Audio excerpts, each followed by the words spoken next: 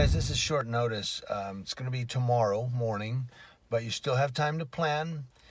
Make sure to watch this video. Poetic Justice and High Desert Community Watch, I believe Time to Stand also, if I'm correct, are going to be at the Torrance Courthouse tomorrow for the follow-up of this court case. This is very important to anybody out there that does any type of social media journalism, any type of creating content where you go out and film in public. This is definitely a constitutional case, I think, under the guise of the First Amendment. So you definitely have to go and support them if you're in the area. I'm not going to be able to make it, unfortunately, due to job constraints, but I'll be working. But hey, if you can, go out there and support them. Follow up with this. If not, at least give them your support, comment, so forth. What I also want to add on to this real quick is that, look, you know, I've been watching a lot of First Amendment audit videos, and you learn a lot from that. If you're any type of journalist, social media, whatever, you need to watch First Amendment audits because they give you a lot of information on, like, you know, your rights on where you can film on a public sidewalk, stop and ID states. California is not a stop and ID state. It means they can't just walk up to you and go, hey, give me your ID, I'm a police officer. They have to be able to articulate a crime that you've committed or are suspected of in the process of committing. So in other words, if looks like you're about to commit a burglary, they can ask you for your ID. If you're just walking down the sidewalk filming, they can't just walk up and say, give me your ID, I'm a police officer. That's a violation of your constitutional rights. And you learn that through these First Amendment audit videos, so they're really important to watch them. The police always use that. In this day and age, well, in this day and age, I could get shot out here filming in public. Police say, well, you know, we have a fear of, well, your fear shouldn't trump my constitutional rights. That's what I want to stress to all of you guys.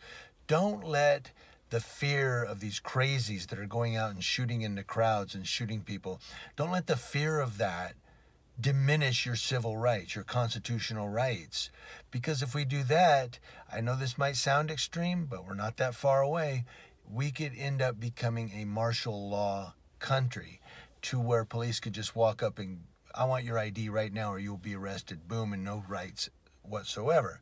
So it could begin to diminish our civil rights if we allow the fear of terrorists to take over our law enforcement and other agencies. What I'm saying in short is we definitely need to get out there and exercise our rights and let these police officers and these other agencies know this is where we're coming from. I have the right to film in public.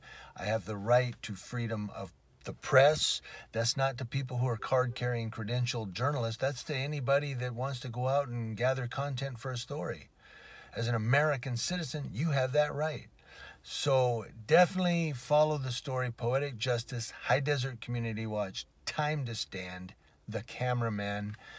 Google those search those on YouTube under channels, because you can search by videos or channels. Search by channels, subscribe to them, and watch their First Amendment audits. News Now Houston. Watch these guys because they really will teach you a lot on what you have the right to do. And if you are pushing the envelope a little too far, you can learn through their videos what not to do. Also, I think law enforcement officers should go watch those First Amendment audit videos. Really, you might laugh a little and go, yeah, they're, you know, those guys are out there taunting the cops. Well, watch those videos, and I want you to honestly,